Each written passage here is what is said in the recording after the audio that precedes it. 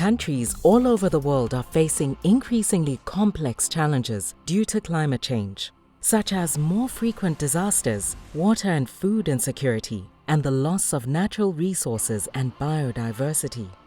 Unplanned urban growth, ecosystem degradation, and poverty are making communities even less resilient to climate shocks.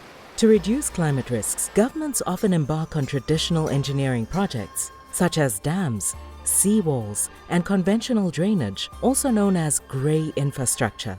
Increasingly, though, experts are turning to nature to help.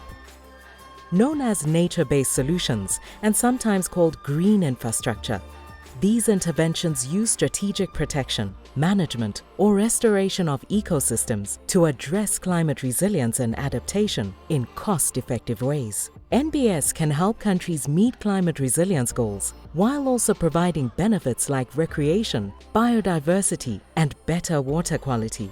Often, combining green and grey infrastructure can be more cost-effective than purely green or grey interventions. At the World Bank and Global Facility for Disaster Reduction and Recovery, or GFDRR, experts across sectors are already supporting countries to leverage nature-based solutions to make communities more climate resilient. Since 2012, the World Bank has approved financing for more than 100 on-the-ground investments across almost 60 countries. For instance, in Mozambique, the World Bank, along with KfW, supported the transformation of the vital port city of Beira with a mix of critical drainage, urban parks, and stream renaturation that restored the Chiveve River's capacity to mitigate floods and created a green space that provides recreational and cultural spaces. In Colombo, the World Bank supported the protection of the city's vital wetlands and helped integrate them into the region's flood reduction systems. Now, the wetlands also provide recreational and biodiversity benefits, along with reducing flood risks. To scale up the support for projects like this, the World Bank, with the support from GFDRR and the Global Water Security and Sanitation Partnership, launched the Global Program on Nature-Based Solutions for Climate Resilience. The Global Program aims to be the expert hub for NBS at the World Bank that supports countries identify, prepare, and implement NBS for climate resilience. To learn more, visit www.naturebasedsolutions.org for examples of projects and implementation guidance. By pairing smart engineering with the power of nature, the World Bank is working to support countries and make the world a safer and more resilient place.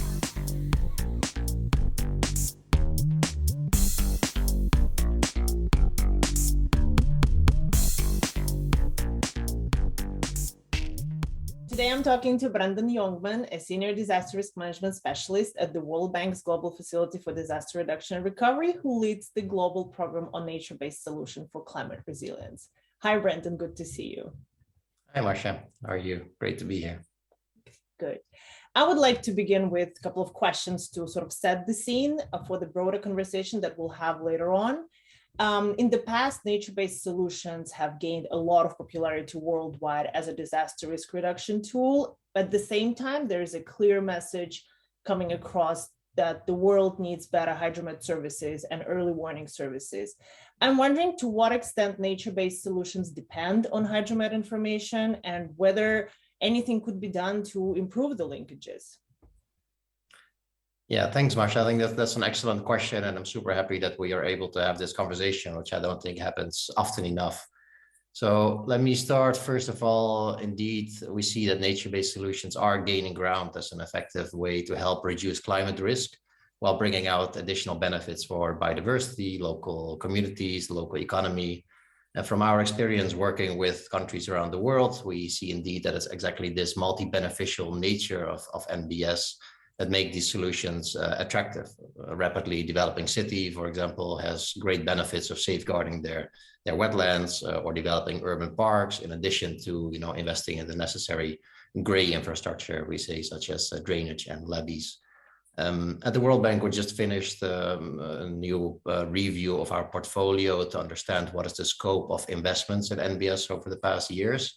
And since 2012, we see that the bank has invested over 5 billion in project components, activities with nature-based solutions in them. So you see this is quite significant already, and the trend is definitely upwards. Now, I think there's a strong relationship between hydrometeorological information and decisions on optimal investments in adaptation. So almost everywhere, and especially in densely populated areas like cities, the key challenge is really to find the best balance between the different types of investments and policies and have long-term plans for maintaining and managing those. And there are specific flexibilities that nature-based solutions offer when it comes to climate change and climate extremes. Ecosystems can continue adapting. A sandy beach, a wetland area, or a mangrove system, for example, can grow and expand to keep up with sea level rise. And the river that is given enough space can go and move a bit with increasing and decreasing rainfall patterns. But there are limitations to this flexibility. So if climate change outpaces the ability of a wetland system to adapt, it may get lost, and the communities may find themselves without any protection whatsoever. Or if cyclones or storms that were previously unheard of are hitting areas with coral reefs or mangroves, these ecosystems become damaged or destroyed. So understanding that information is critical.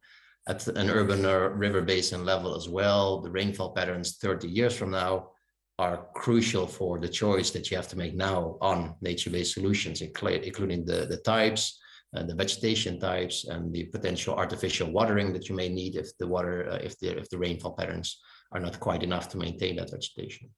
So understanding the changes of both the extremes and the averages is critical, and that collaboration there is key.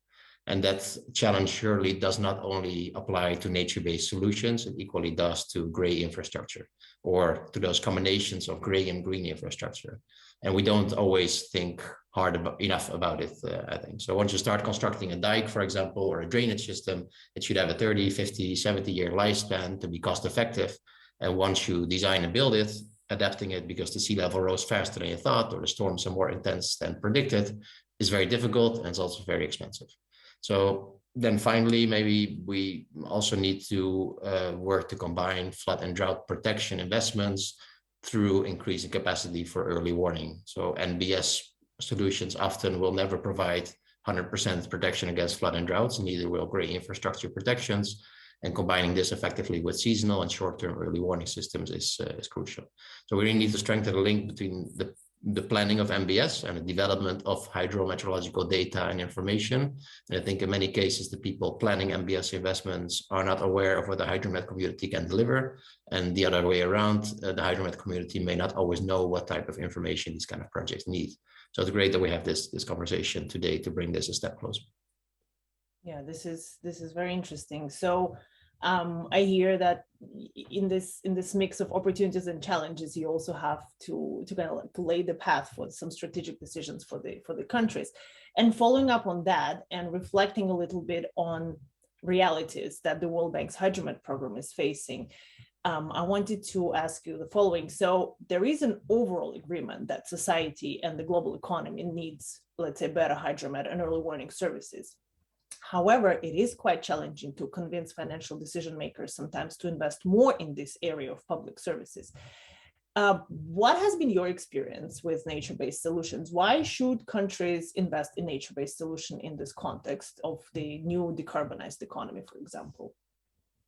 Yeah, thanks, Masha. Indeed, another great question. And I think from my perspective, there's a few different angles to that, to the answer to that. So first of all, I would say there's an increasing understanding that we need to invest in nature in general, and we need to do it big. So we're still losing natural areas and species at record levels, natural systems that support our planet and much of our economy. And basically, they're one of the main pillars that we have in our ability to mitigate climate change through carbon storage as well. So without preserving nature in general, meeting either economic development and climate goals will be impossible. Now, when it comes to nature-based solutions for climate resilience specifically, the story is a bit more nuanced, a bit more complex. And what every country and indeed every individual city, every individual project needs to do is take into account the entire range of benefits when deciding on climate adaptation investments. Now, I'm from the Netherlands myself, and I know that physical protection offered by these climate adaptation interventions is the most important thing. So my own country would be underwater if we just let nature go its course. So we do need that gray infrastructure. And the key is not to look only at the physical protection levels when looking at financing and the need for financing in MBS, but also take into account the benefits for the environment, the local communities, job creation, recreation, fisheries. And that's where really we see that the combination of green and gray and after nature-based solutions by themselves come out on top and are an interesting investment to make in Beira, Mozambique, for example, where the World Bank and the government of Germany jointly financed the creation of one of Africa's largest park with a dedicated flood management function. You can really see this firsthand, where this park does not only provide protection of the city against flooding, but it's a vibrant new center of the city, providing children and families with a place to relax, to play, host weddings, other socioeconomic activities. And the tidal system is home to fish, crabs, and birds. And when you walk there, it's easy to imagine how only investing in hard riverbank protection would have missed out on creating all of those benefits, also economic benefits, while probably spending an equivalent amount of money that you would. Having said that, securing financing of any public investment is a challenge. It's true for Hydromet, and it's certainly also true for MBS. And there's a global shortfall in investments in adaptation and in general, which is also includes the nature-based solution.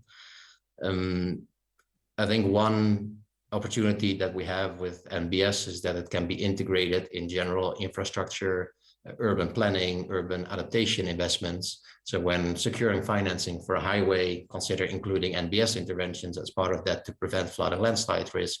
When investing in urban planning and flood control, we can work with the private sector and available public financing streams to include NBS interventions alongside investments in infrastructure, drainage, and housing. And that way we can bring out more investment in NBS. Now, finally, there are a few new financing approaches that are becoming significant for MBS and a potential good opportunity. Carbon offsets, when done well, could bring private sector financing towards MBS. And so can innovative system things like blue bonds, green bonds, and coastal flood insurance solutions that can help pay for ecosystem protection, where these ecosystems are providing this climate resilience function to the coast. But there's still a lot of work to do to scale these solutions in a good way. So overall, I think we're quite early still in the implementation of NBS, and more successful and well-documented examples are definitely needed. More effort, data, and financing is needed, but I do think we're on the right path, and while working to address several other environmental issues, we can strengthen the adaptation to climate change through NBS. Great, thank you. I think you gave us a lot of excellent points for follow-up discussion, and thanks for showing this path from investing in the public goods and how it has the influence on people's life. Thank you very much. Thank you, Masha. Let me introduce you to our next guest, Alan Jenkins. Alan is Deputy Director of the UK Centre for Ecology and Hydrology, and until recently was also the Science Director. Among his many other roles, he is chair of the UK Committee for National and International Hydrology, head of the UK delegation to the UNESCO International Hydrology Programme, and hydrological advisor to the UK government with the World Meteorological Organization. Alan, welcome. As you know, in the Global Weather Enterprise Forum, we like to explore the linkages between Hydromet services and other areas, especially in the context of the new decarbonized world. And one of the topics that is very prominent these days is nature-based solutions and the role they play in disaster risk reduction. Hydromet services also play a significant role in disaster risk management and reduction. How closely do you think nature-based solutions are linked to Hydromet services, and whether anything should be done to make these linkages even stronger? Yeah, a big question to start with, I think. Let me just start by saying that nature-based solutions are obvious solutions. They're good in so many ways. And I don't need to go through why they're good. I'm sure everybody understands they're good for biodiversity, they're good for carbon sequestration, they're not engineered solutions, so on and so on. But it seems to me that we simply don't have enough information at the moment at our fingertips to make an assessment as to what kind of nature-based solution we should be aiming at. And in particular, we are often lacking Hydromet information. And I say that because, and of course I may be biased because I'm a hydrologist, but if we think about the natural system, the biogeochemistry, the chemistry itself, the biology, the physics, it's all driven by water. And unless you have an understanding of how that system works and what the feedbacks are, there's a great danger that in trying to engineer a nature-based solution, to try to impose a nature-based solution, which is not a fully natural solution, let's say, it's a nature-based solution, it's absolutely imperative in the longer term that you fully understand that system that you're manipulating, that it does the job you want it to do, but more importantly, that it doesn't cause problems in other areas. And without appropriate information to describe what's going on in terms of water, it's really tricky to design those solutions, and you're flying a little bit blind. And therefore, while I think the popularity of NBS for risk reduction, disaster risk reduction, and so on worldwide is good, I think we're still flying a little bit blind. And the more of these systems we can get in place, and the more that we can get experience from, the better position we'll be in. But I don't think scientifically we understand the systems well enough in all situations, and that's maybe a bad thing with regard to getting this methodology adopted. So that's my feeling. Just in broad terms, I don't think we have enough information. We particularly don't have enough information on the hydromet and how water moves through and drives these systems. And because of that, I have a nervousness that we're putting together the right solutions in the right places. Thank you. Yeah, I hear you on the challenges of applying of nature-based solutions. Though, if I hear you correctly as well, there is a case made to why countries should be applying nature-based solution in a smart way. And similarly, there is a demand for better hydromet and early warning services. And yet, when it comes to funding, it is very often a challenge to get decision makers to prioritize areas like weather and climate services. So the question that I have is, how do you convince countries to invest in something like nature-based solutions? And if there are any lessons that we can draw from this process applicable to other areas like hydromet services, for example?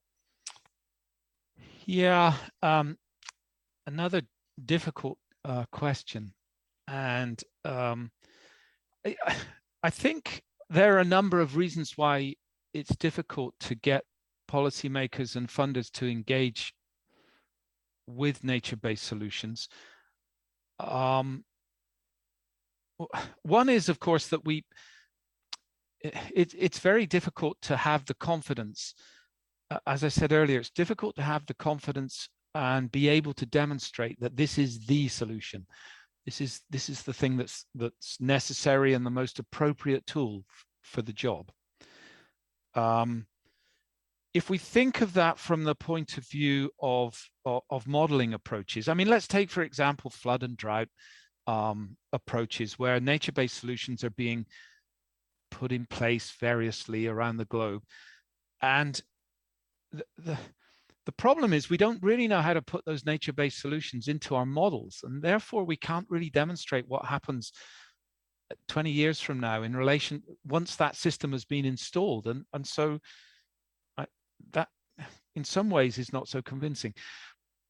Maybe we should focus a little bit more on the very broad benefits that can be gained from these nature-based solutions.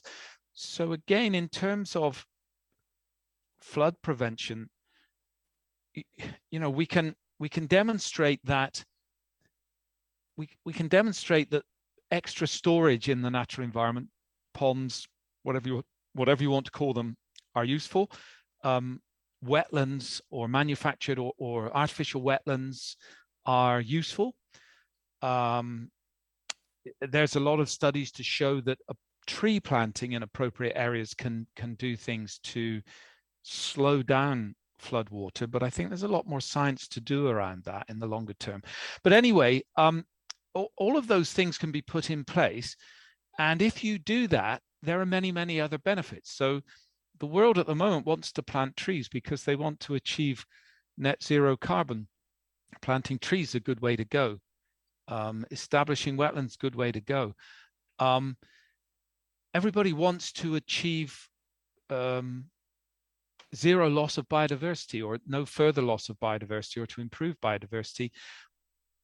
What could be better for improving biodiversity than planting trees and making wetlands and so on? So maybe we need to stress a little bit more the integrated nature of the advantages that come from nature-based solution. And maybe we need to find a way to actually demonstrate that the solution that we're offering to the problem will solve the problem. But again, I would say the reason we find that tough is that we don't have that much experience yet. So it's a little bit of a leap of faith. And again, the things that I've been involved in various parts of the world, many of these nature-based solutions, we started to work on them maybe 5 or 6 years ago, but we still don't have the evidence that they are the perfect tool for that particular job, and that we couldn't have done a better job of flood protection by pouring a few million tons of concrete somewhere. So, you know, it's a tough one, and we're learning as we go along, I think.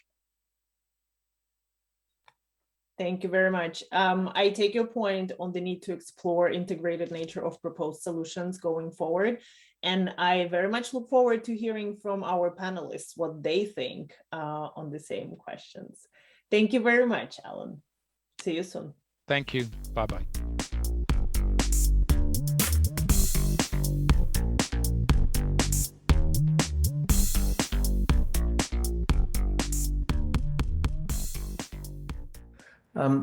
I'd like to just start by, we want to reflect on the 2 interviews that we've just watched. And as we've seen, basically, the NBS is not entirely a panacea, but we hope our discussion today will actually help us, in a way, refine the scale and scope of potential solutions using NBS. And actually, as Brendan had suggested in his interview, maybe the hybrid approaches and how hydrological, meteorological information requirements can support long-term sustainability of these solutions. And what I'd like to do is, in fact, in the order in which Vladimir introduced you, I'd like to start with Petra for your reflections on Brendan and Alan's comments. Over to you, Petra. Yeah, so some really interesting input from both interviewees, and I agree with the need that we need to start focusing on how we can talk about NBS within a broader portfolio of drought and flood risk adaptation strategies.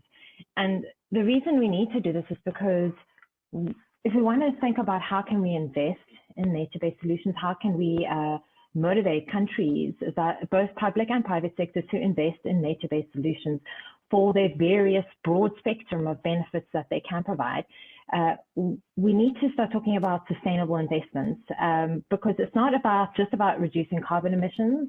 We need to build resilience, and we need to ensure that there's a just transition for the most vulnerable to climate change and those most affected by climate action, so including affected by nature-based solutions. And we need to start making this look attractive in terms of returns on investment, both financial and non-financial. And to do this, we need the right type of evidence and in the right format in order to promote investors to invest in NBS, but as part of a sustainable investment. So as part of a broader portfolio of investment options which are sustainable. And one type of intervention is not going to provide the ultimate solution. I think that this needs to be, we need to understand this, and in development projects, we need to be able to start combining climate risk management strategies in ways that are equitable and in ways that consider thresholds and limits to change, importantly climate change. Now, nature-based solutions is definitely critical within this mix of adaptation strategies for drought and flood risk. We do already have evidence. We can model nature-based solutions. We can model the impact of nature-based solutions on changing drought and flood risk due to climate change. So we do have tools and methods and models to do this. And they are highly cost-effective in certain places, but they need to be equitable and they need to be sustainable. They can provide a wide spectrum of socioeconomic benefits, as Brendan mentioned, but I do think we need to start integrating them, and we need to find a way to understand what type of evidence is needed to promote investments in NBS that are equitable, and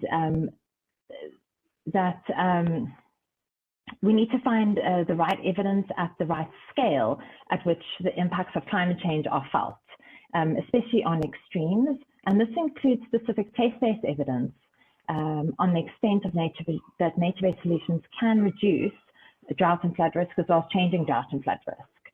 And I just drawing on my research that I do with colleagues at the ACDI is that we know climate change is altering extremes, and given we're already implementing nature-based solutions, and we need to be testing their effectiveness, and I said already that we can do this in the models that we're using. And a great way to do it is to use recent extremes that we've already felt, and to understand what role did nature-based solutions play in reducing the impact of climate change on these droughts or floods that have already felt. And to do this, hydromet services are key. So including climate data and information, so we can use this data and link it through to our ecological, hydrological, and social impact modeling. And I think I'll just leave it at that for now. So thanks, Petra. I'd just like to say, I think we'll come back to this point about what kind of information is really needed, and what would be the most effective. I'd like to now ask Natalie for her reflections.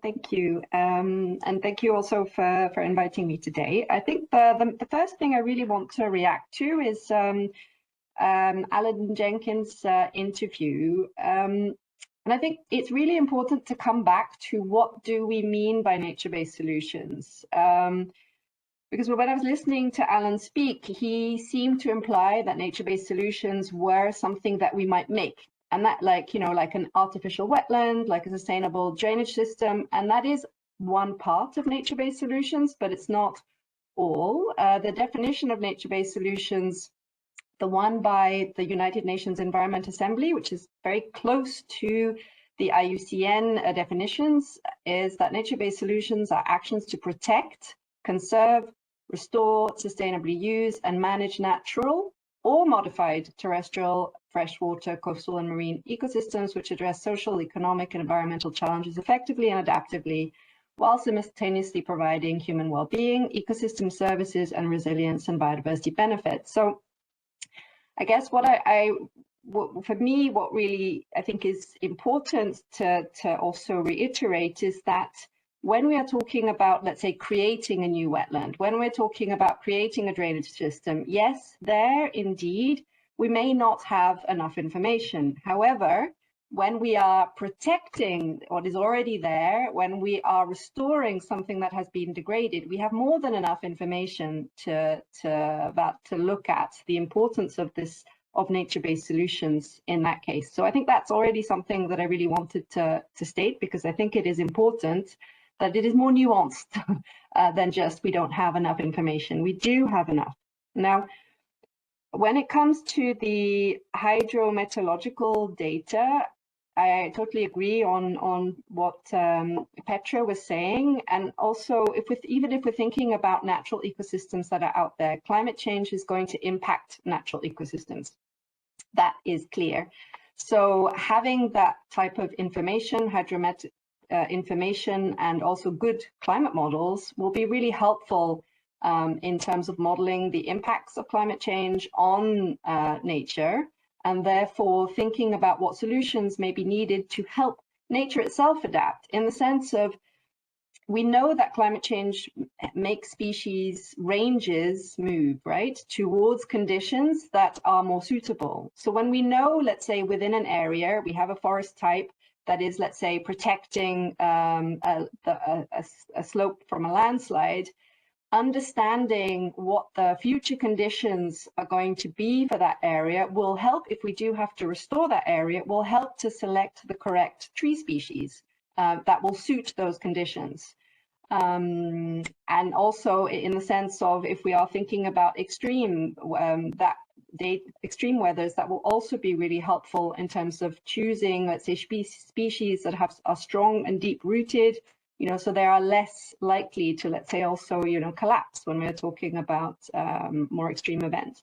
So that's, I think I will also leave it there for now. We're kind of converging on what, you know, that we're recognizing that, yes, we need information, but we have to, I hope by the end of this, we'll come down to what information, right? It's like better models, but what, how much better? What do we need to do? So I could now turn to Breji, please, for your reflections. Thank you, David. Yeah, good to hear all the speakers and the two previous panelists. I converge, but I will also maybe slightly diverge. I think it's not about NBS or green or gray always, right? I mean, it's about the full portfolio that we have in solving risk or in climate adaptation, and about using these different types of interventions in concert and in harmony with each other. And thereby, I think that part of the answer is in we really need to improve our infrastructural practices and the way that we deal with infrastructure, because basically, and as a civil engineer, you are actually get taught to work in the environment, right? You're building in an environment.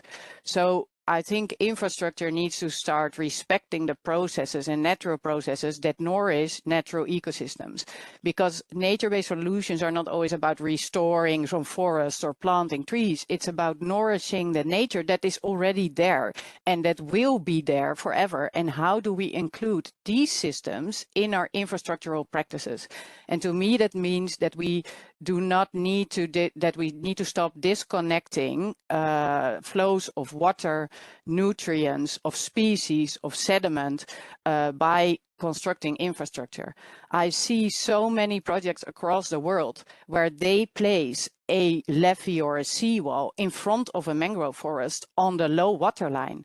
And this is first not good infrastructure building, because it means that your levee gets impacted all the time, but it also is killing mangrove forests at large scale without a reason, right? I mean, we need to set back these type of infrastructures. We need to start building roads in vulnerable ecosystems on piles. Actually, I think the natural process should be leading in our infrastructure development, and that will solve part of the issue. And then to me, it's also not a contest about where and what ecosystems, how much risk they protect, right? I mean, like I said, the ecosystem is there and it will give a certain level of protection, but also the time that we can, I mean, we rely on these ecosystems for a lot of other reasons as well. So, I mean, we need to nourish the ecosystems that are there. And I think in terms of data, the hydromet, what we need to do is we need to first start understanding the risk better and the hydromet hazards. And then we need to start understanding how MBS interacts with these hazards, of course. And what I lack a lot is systematic research and collecting data for validating numerical models that actually advances this field.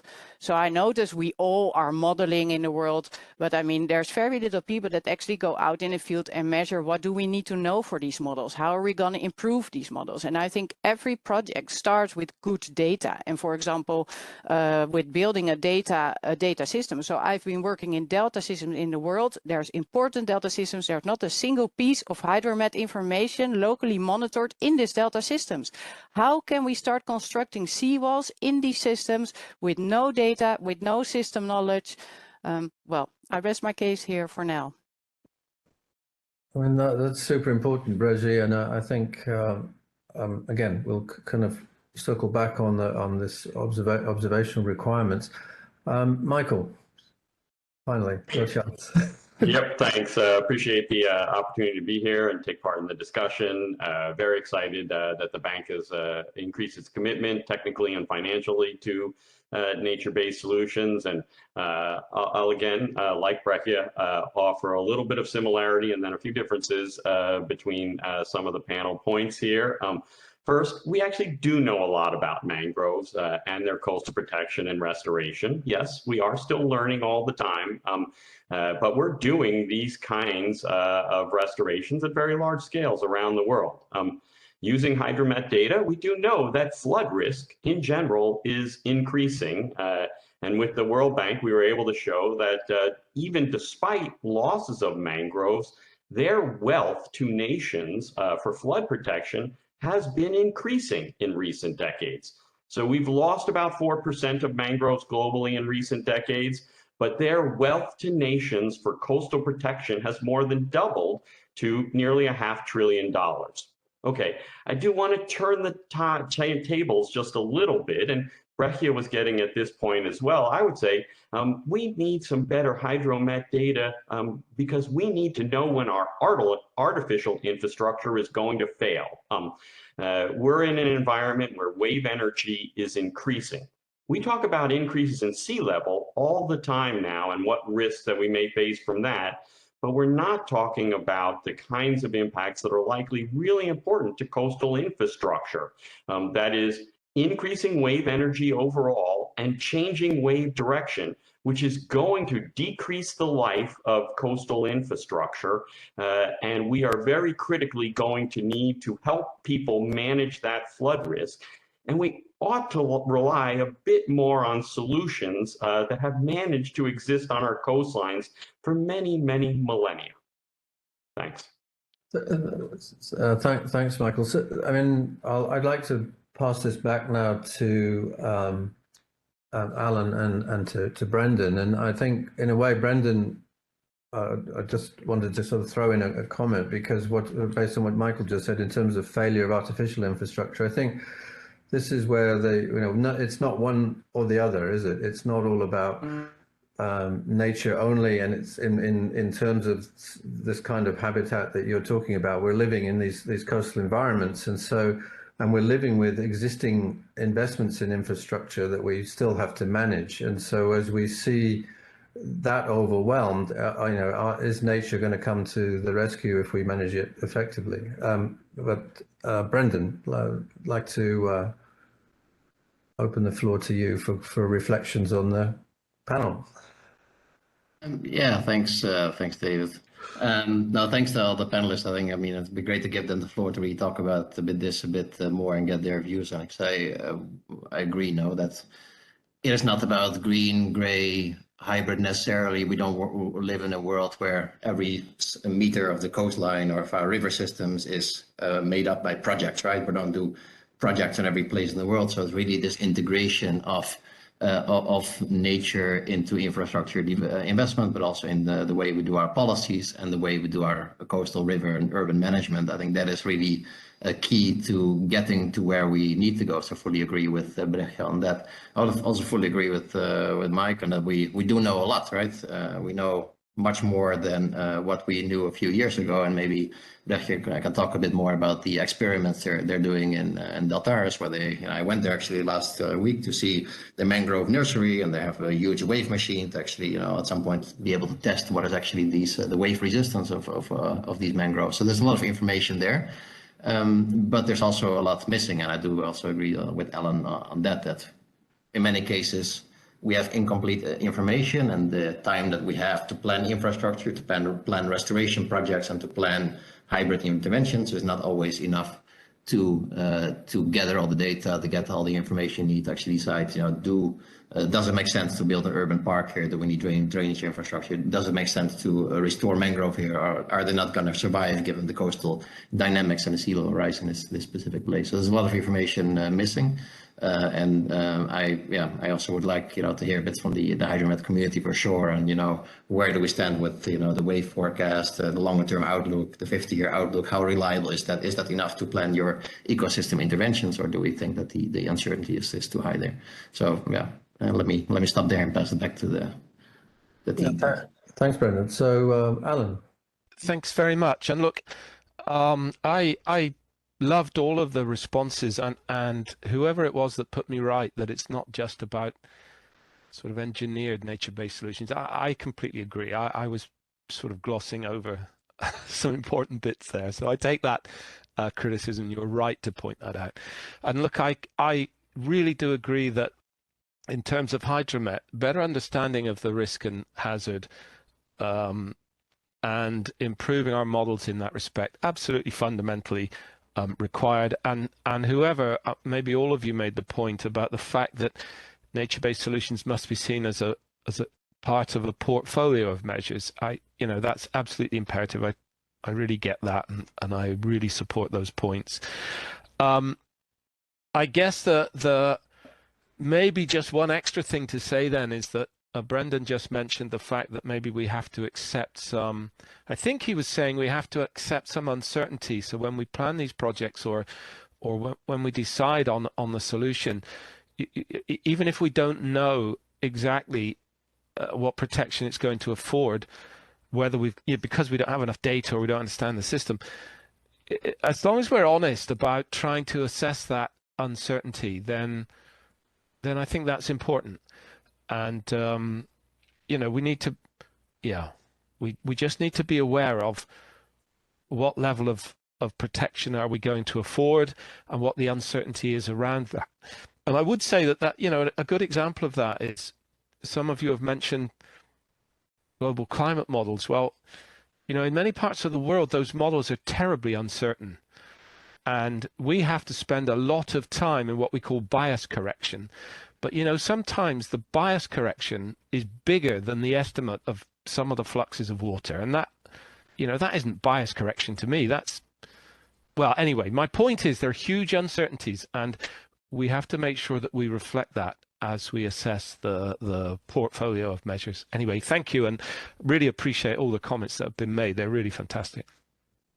So this kind of brings us to we're very close to actually sort of opening up the floor to questions from our audience. What I would like you to reflect on is, what do you think are the actual information needs? What's missing? We've talked rather generally about we need this and that, but what should we be doing?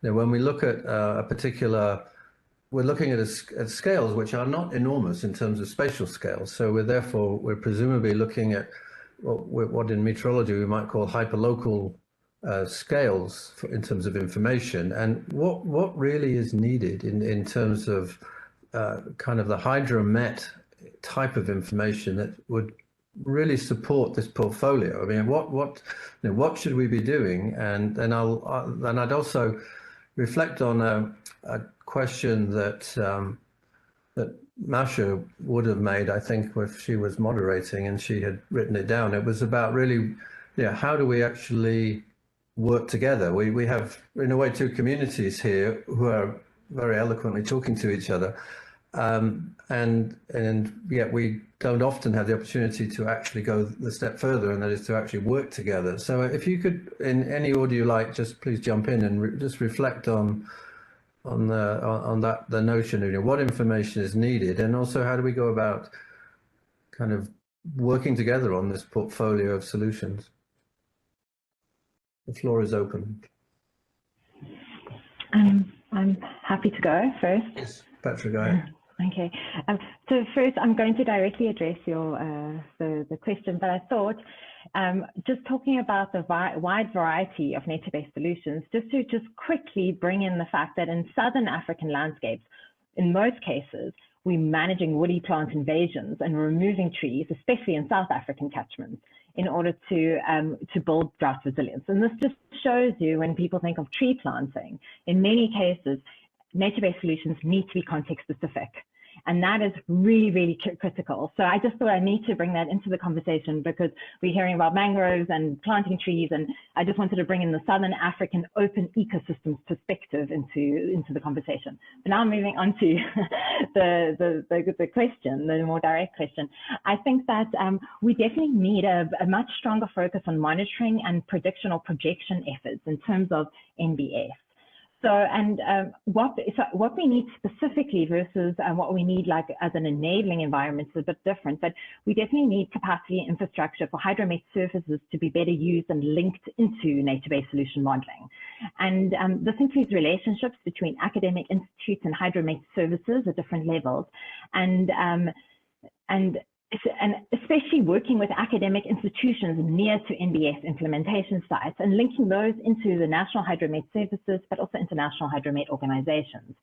So now more specifically what we need, I agree with one of the panelists where we definitely need more field-based, experimental, but also long-term data collection and field-based information. So we need sustainable field-based and remote sensing methods, but that we can bundle together using like data assimilation techniques to upscale monitoring and prediction efforts of NBS.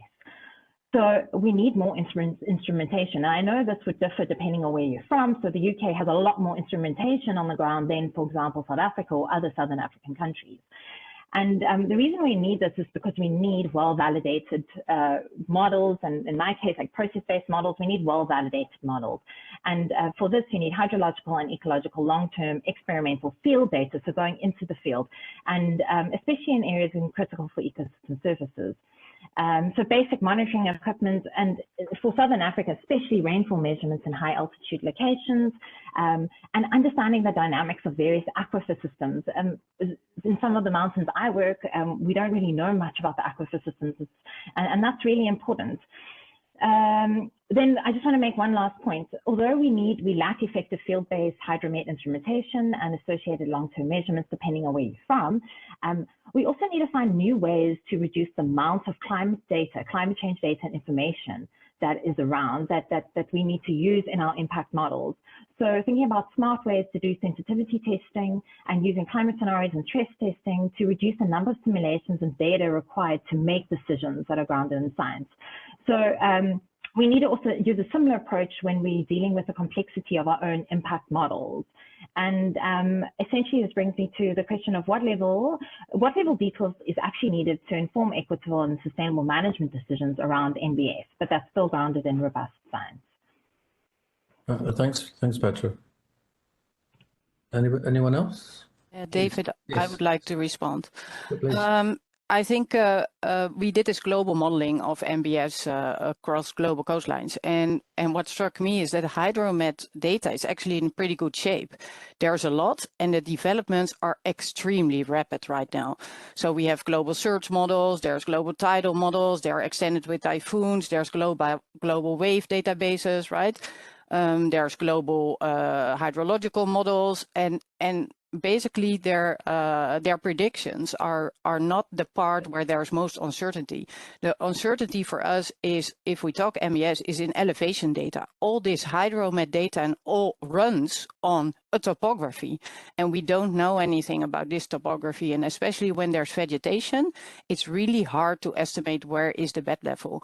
And for example, for issues like coastal or fluvial or in urban, it's kind of the easiest, because from EO data there's like a concrete surface, so it's kind of easy to get the elevation from EO data. But for NBS and everywhere where there's vegetation, it's really hard to estimate base level or base elevation from Earth observation data or information.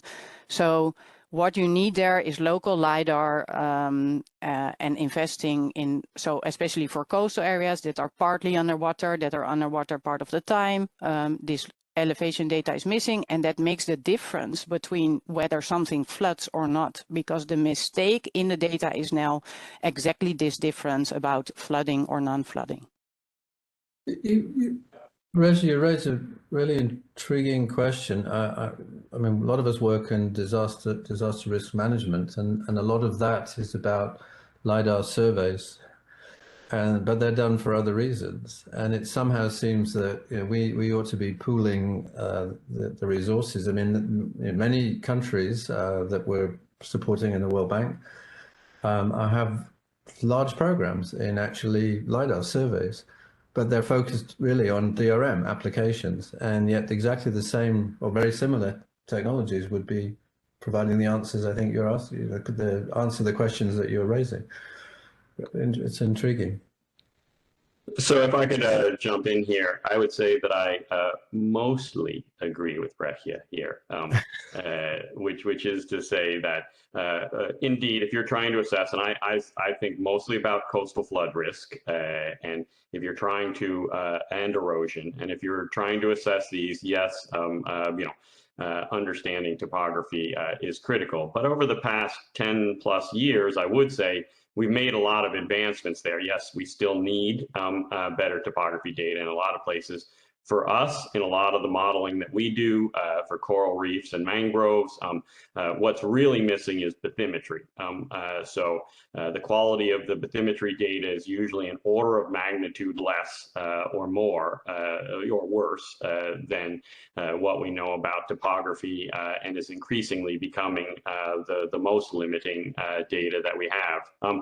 I'll also point to kind of one other thing that is actually critical in the interface here between kind of hydromet and solutions, which is we often have very poor data on existing defenses.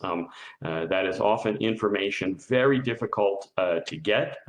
Sometimes it's secret, but most of the time it's actually just not well recorded. And that should be something that shouldn't be a huge leap in many places. And thanks, Michael. I can pick up on a comment that if nobody wants to immediately jump in, but it's something that Lenny Smith has said in the chat, actually written to everybody, about we needing to better understand what solutions are likely to prove robust and what risk tolerances we're going to embrace. Our models will not soon supply the kind of detailed information being requested, and the cost of delay is large. And what he said is, what we need is to learn how to agree on how to act under these long-standing conditions and sort of dealing with uncertainty, I guess. So, any thoughts on that, anyone? I mean, I guess I think one thing that I'd like to add is, a lot of the risk that we are now experiencing is due to the changes in the landscape that we, have undertaken. If you log a slope, you're more likely to have a landslide. If you make surfaces much more unpermeable with concrete, you're much more likely to increase, flooding. So in some sense, if you have that understanding that our actions have caused a lot of this change in risk, I'm not going to go into climate change, but so therefore, counteracting some of those land degradations that we have undertaken is definitely going to, benefit us in the long run. Thanks, Natalie. How would we go about actually working more effectively together? I mean, obviously many of you do have kind of multidisciplinary programs. So Petra's working across this whole landscape, I think, from the modeling, sort of meteorological modeling, all the way to understanding the ecosystem. And I'm wondering, are there things that we can undertake that we're not doing that would actually really accelerate the kind of work that we need to do to improve our effectiveness of our solutions? Any thoughts on that? Do you want to reflect on it briefly? But to me, it is reaching out maybe to social scientists and other disciplines, because what we find is the basic bottlenecks or barriers for MBS to be taken up are often not in data or in understanding of the system or in modeling, but they are basically, for example, that each government has a Department of Infrastructure and a Department of Environment, and that as soon as you start to construct infrastructure, the Department of Infrastructure doesn't have the knowledge, the tools, the background to implement nature-based solutions. And then as soon as you start working with the Department of Environment, the Department of Infrastructure you may restore mangrove forest, and then suddenly the Department of Infrastructure may put a breakwater in front of it, or a levee across it, or a road across it. So I think this is one of the most difficult issues, of course, to tackle, but it's institutional and probably social. So the other thing I would like to mention is about land ownership. There's a huge potential to bring mangroves back in areas where they were, that we've converted to either land for living, but a lot is converted to land for food production. So we're talking agriculture for rice, but also a lot for aquaculture, for fish and shrimp production. And many of these areas are not productive, but they're not given up either. And that is where, to me, the huge potential is for restoration of coastal MBS, especially mangroves. And I would add to this that we really do need, collaborative projects. Just a kind of example from the sorts of things that we've done. We've been increasing the amount of work that we do with the insurance industry. This has been kind of very beneficial for informing them about nature-based solutions. They often have a great deal of the data that's needed for risk assessment and understanding nature-based solutions, but no clients had asked them for that before. So then the clients have no idea that they have that information and could use it. Vice versa, we found that they're interested in, for example, being able to insure mangroves from damages and to be able to support their restorations. But what they really need are the fragility curves. That is, under what conditions are mangroves likely to fail in storm events? Can you define those probabilities? And that's often data that we have, but we hadn't thought about in that kind of context before. And so that collaboration can really lead to a lot of shared problem solving. Alan, I saw you wanted to jump in too. So. Oh yeah, I'm agreeing, I think, with what everybody says. But look, I think, what we're talking about here is, we like to think that we always work together, and we are working together much more than we ever used to in my experience. But maybe we could be forced a bit more to undertake a more appropriate due diligence around some of these projects. Maybe we should be encouraged to, in doing that due diligence and exploring the options, forced a bit more to talk to our colleagues in other areas, and particularly in the behavioral science and the social science and so on, because it does get overlooked sometimes. And so it's not just, I guess what I'm saying is, it's not just our responsibility as scientists, but I think the people funding the projects and the donors and the governments and what have you should insist on that due diligence a little bit more.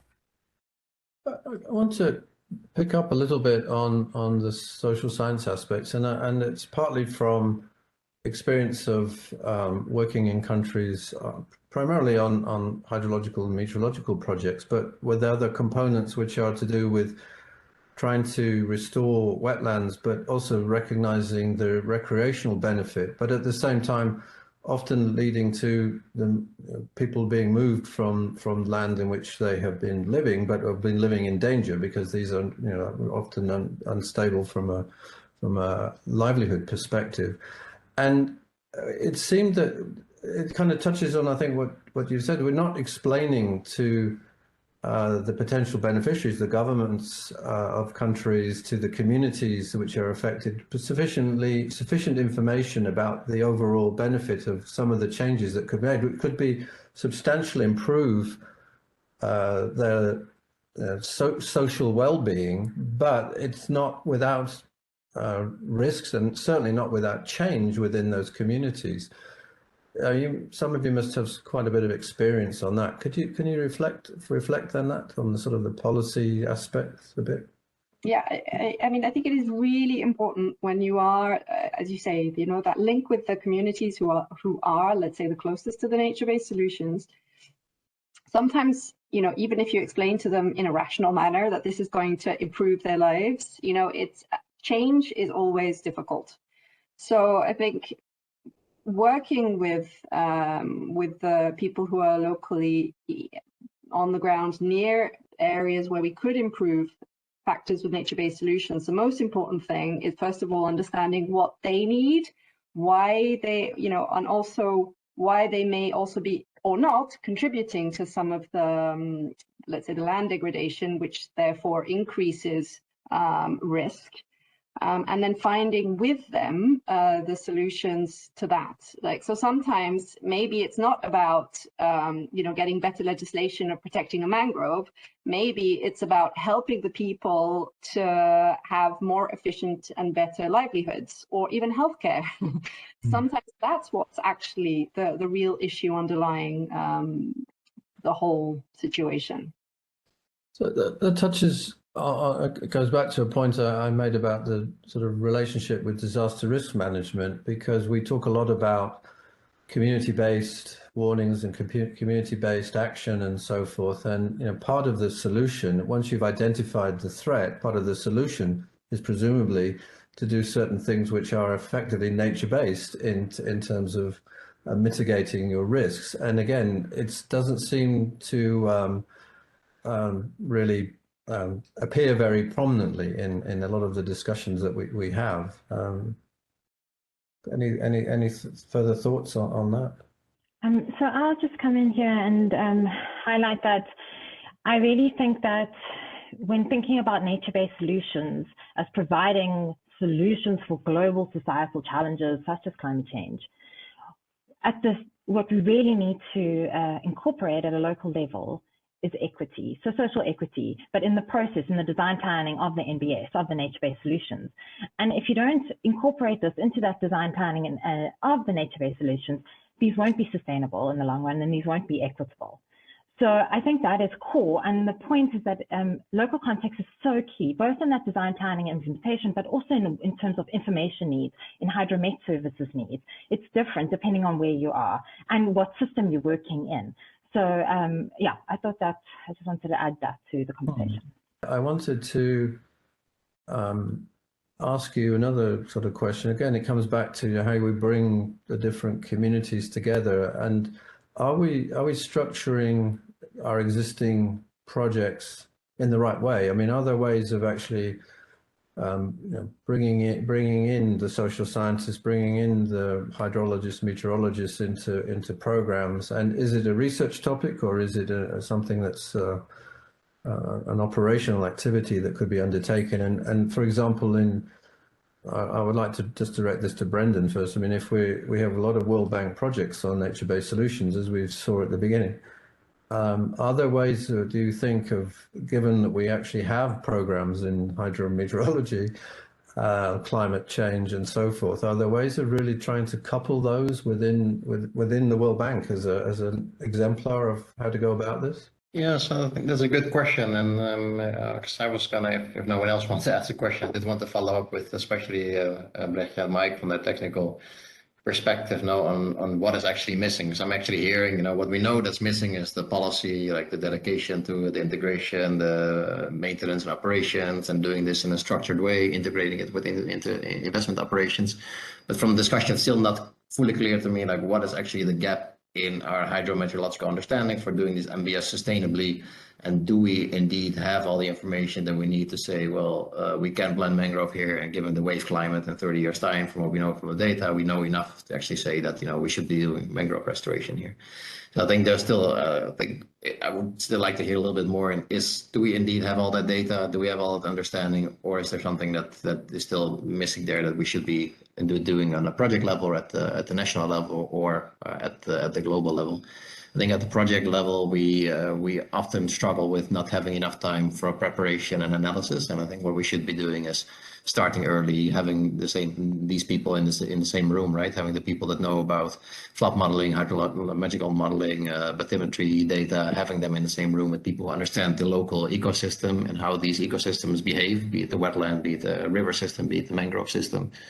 And people who understand, infrastructure investment and the complementarities between these ecosystems and the natural and the man-made infrastructure, basically. And to have these analysis done in a comprehensive way, and we have a few examples where that has happened in the world, but not enough, where we go through the physiological analysis, we go to the economic analysis, and make an integrated plan. I think we should do that structurally for the projects that we are preparing, and we need to start as early as possible on that. Any other thoughts on that? No, it's not on mangroves, but I'm thinking of Kenya, where there's at the moment a lot of land, and also I guess Uganda, a lot of landslides that are being, and where the earth is just literally falling apart, and you've got water gushing from places where water shouldn't be gushing from places.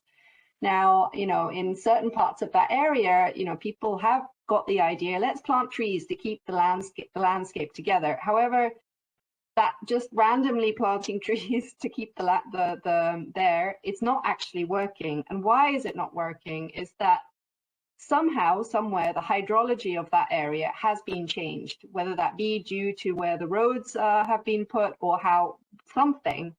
And so addressing that particular threat, there we are clearly missing hydrological data and to properly address that landslide issue.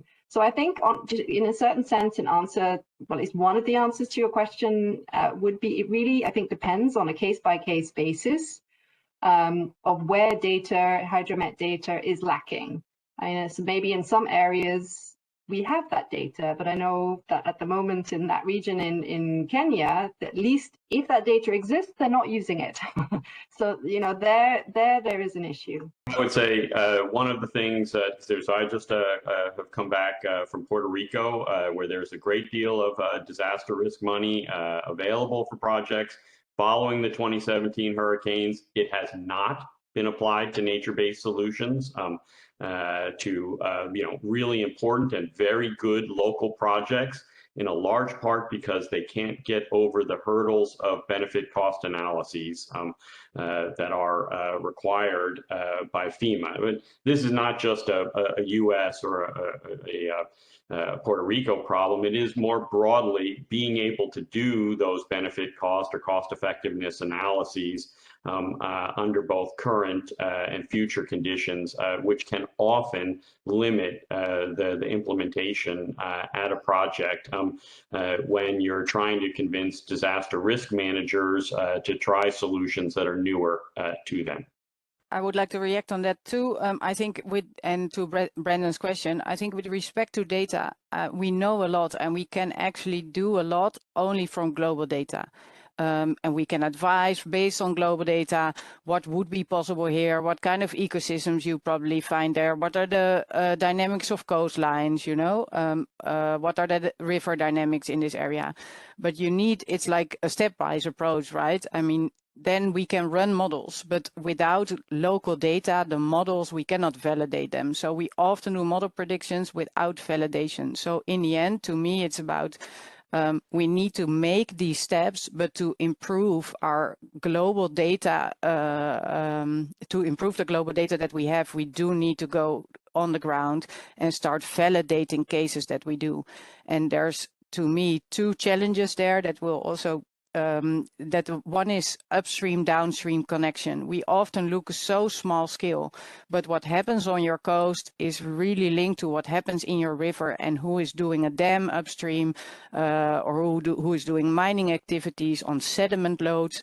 There's very little data on sediment loads, and it determines what happens if your coastline is growing or eroding. Groundwater system, very important, should always be taken into consideration. We often do not know from global data if this coastline is stable or whether it's subsiding. And large groundwater extraction always leads to subsiding areas. And it's something we need to be in the field to assess. So I think you need to do all these steps. And then finally, one thing I think is extremely important, it was already said by either Petra or Natalie, but it's about field experimentation.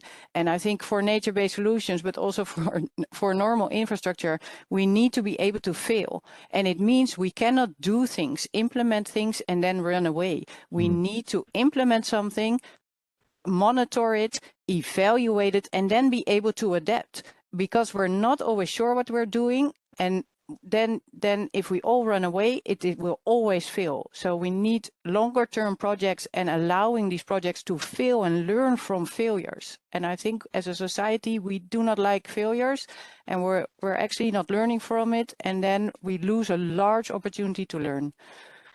Roger, I think I'm going to say that was the last word. Thank you very much. And I'd like to hand I firstly would like to thank you all for a really stimulating discussion, and hand back to Vladimir and to Brendan to wrap up. But this was very interesting. If you have the chance, have a look through the chat. There are a couple of questions. I think there's one on insurance that Mike actually had sort of answered in an earlier intervention. But if you have the opportunity, please and just reflect to the person asking the question. Thank you very much. Vladimir, Brendan. First you and then me if you want to, or vice opposite, whatever you want.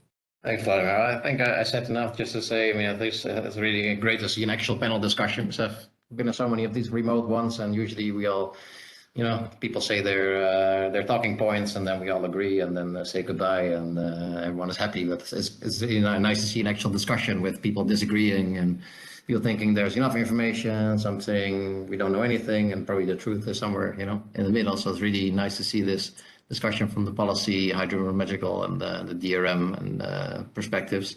A lot of areas, I think, to tag on for further discussion, and potentially for some joint work with some of us around the table. So let's stay in touch, and let's not make this a one-time discussion. Thanks. Absolutely, I would agree to that. And from my standpoint, of course, which is biased, I was spending some 15 years of my life recently looking at one side, and I knew that nature-based solution is more complicated. But this illuminating discussion, and thanks for all panelists, showed me that level of complexity which we face is smaller than if we look around and look at this adjacent area. But what is clear that, of course, there is no golden bullet, and many people discussed complexities here, lack of this, lack of that. But what also been useful to learn, that's reference to how to reduce risk, and that's where we, I believe, should work together as two communities. What are those protocols, or that due diligence, which also was mentioned? How to minimize that exposure to this risk, and what would be that minimum package of data which we can provide jointly to minimize that risk. And that is still to come in our future discussion. But overall, very illuminating discussion. I'm very happy to be part of it for the future, and looking forward for our communication. Thanks again for everybody. And David, thanks for your moderating, and Tanya, thanks for your participation. We had from more than 200 participants, now still 80-something are surviving despite 1.5 hours of this discussion. So that's also a good sign. Thank you so much, and we will be back, I guess. As Schwarzenegger said, I will be back.